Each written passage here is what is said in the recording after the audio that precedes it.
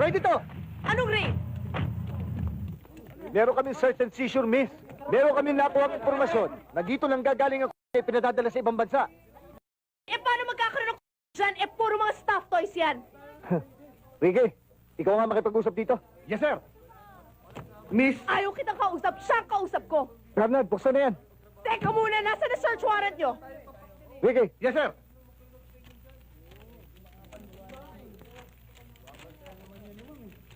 Miss, baliktad. Alam ko. Sir, alam daw niya. O ano, pwede na ba? Bernard, Polly, buksan na yan. Yes, sir.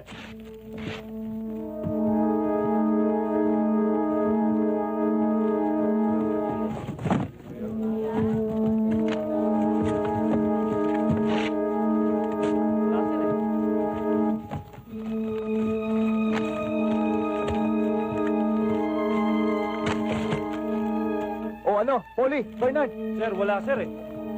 O ano? Anong na sinasabi nyo? Hindi pa ako tapos. Bernard! Okay, dalawa, baba niyan.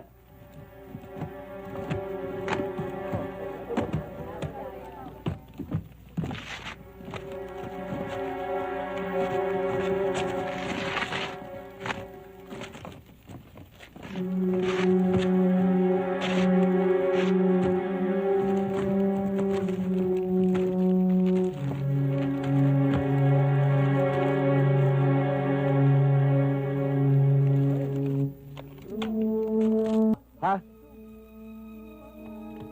Ano bang kaguluhan to? Sir, may daw sa loob ng mga toys. Teka muna, sino ba in charge dito? Ako. Bernard, Sir. excuse me, miss. Thank you. Ikaw ba may may-ari nito? Ako nga. Ano pong pangalan nila? Mr. Montilla, bakit? Ang pagkakaalam ko, ikaw ang may may-ari nito, Mr. Braganza. Ako? Napagdududahan mo na may kinalaman at sa nakumpiska nyo? Nagkakamali ka, iho. Sandali lamang. Nakikita mo ba ito? Oo. Dito ako nabubuhay. Dito ako nabubusog sa salita ng Diyos. At ayon dito, huwag mong hatulan ng kapwa mo para huwag kang hatulan ng Diyos. Sapagkat hahatulan ka ng Diyos ayon sa hatol mo sa iba. At ang panukat mo sa iba ay siya ring panukat na gagawin niya sa iyo. Mateo 7,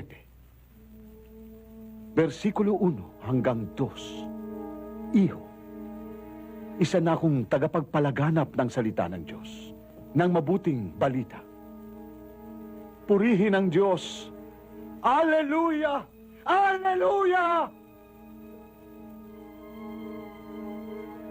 Hallelujah ka rin, Braganza! Tinawag mo ang sarili mong isang pastor. Oo, oo, Hindi dapat pagtakhan. oo. Dahil si Satanas man ay maaaring magkunwaring anghel ng kaliwanagan. 2 Corinto, Kapitulo 11, versikulo 14. Yan kung nabasa mo na.